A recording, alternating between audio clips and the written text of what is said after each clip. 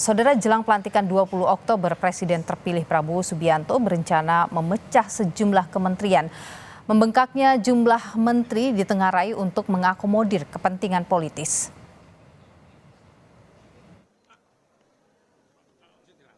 Presiden terpilih Prabowo Subianto berencana merombak Kementerian Keuangan pada pemerintahannya mendatang. Hal ini diungkap Dewan Penasihat sekaligus Ketua Dewan Pakar Tim Kampanye Nasional Prabowo Gibran, Burhanuddin Abdullah. Burhanuddin bilang akan ada kementerian penerimaan negara yang bertugas mengurusi pajak hingga bea, cukai, dan PNPB. Pertama yang akan diubah kelembagaannya adalah penerimaan negara.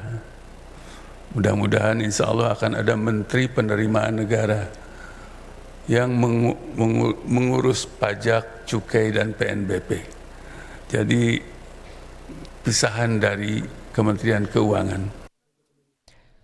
Menurut politisi senior Partai Golkar, Nurdin Halid, pemecahan kementerian tidak lain agar menteri bisa fokus pada bidang yang dijalani. Oleh karena itu, maka pemecahan kementerian itu tidak lain adalah untuk fokus. Negeri kita, bangsa kita sangat besar, negara yang sangat luas, maka ketika beberapa kementerian itu tergabung, itu mungkin penyiap beliau tidak akan fokus, tapi dengan adanya pemecahan-pemecahan, contoh tadi yang disampaikan oleh Pak Burhanuddin, itu sesuatu yang sangat antisipatif terhadap kondisi bangsa kita dan kebutuhan bangsa kita, ya. Soal struktur kabinet Prabowo Gibran, Ketua Harian Partai Gerindra, Sufmi Dasko Ahmad bilang finalisasi akan dirampungkan sebelum pelantikan Presiden terpilih 20 Oktober mendatang. Sesuatu yang pada saat ini disampaikan itu masih dinamika, bisa ada, bisa enggak, itu tergantung nanti finalisasi yang akan kemudian difinalkan sebelum pelantikan Presiden terpilih. Penambahan jumlah menteri di kabinet mendatang terbuka lebar setelah Undang-Undang Kementerian Negara disahkan DPR pada 19 September 2024. Salah satu klausul yang diubah adalah soal jumlah kementerian yang dapat dibentuk oleh Presiden yang akan datang. Dalam aturan sebelumnya, jumlah kementerian diatur maksimal adalah 34. Dalam undang-undang yang baru, jumlah kementerian dihapus dan ditentukan oleh Presiden sesuai dengan kebutuhan. Pada era Presiden Soekarno, jumlah menteri paling sedikit 11 dan terbanyak mencapai 80 menteri.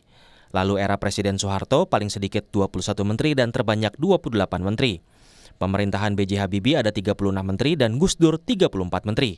Selanjutnya, di era Megawati menjabat Presiden ada 30 kursi menteri. Di era SBY dan Jokowi, Menteri Kabinet sama-sama berjumlah 34. Wakil Menteri Keuangan II, Thomas Jiwandono, menyatakan APBN 2025 sudah menyiapkan ruang untuk pembentukan kementerian atau lembaga baru.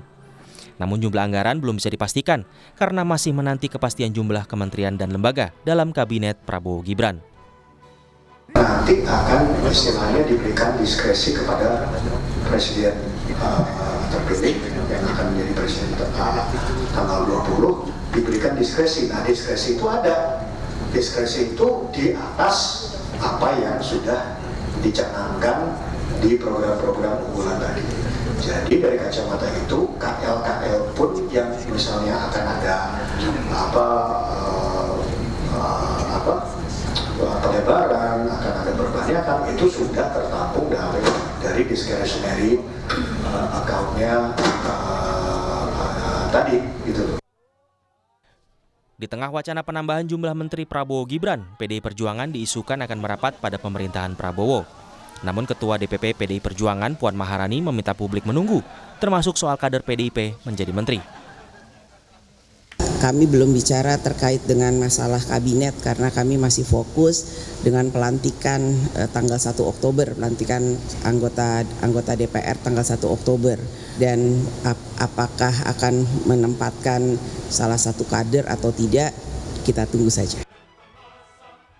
Menurut pengamat politik Agung Baskoro, ketimbang jumlah kementerian, lebih menarik mencermati siapa sosok yang akan menjabat menteri dan kapasitas yang dimiliki.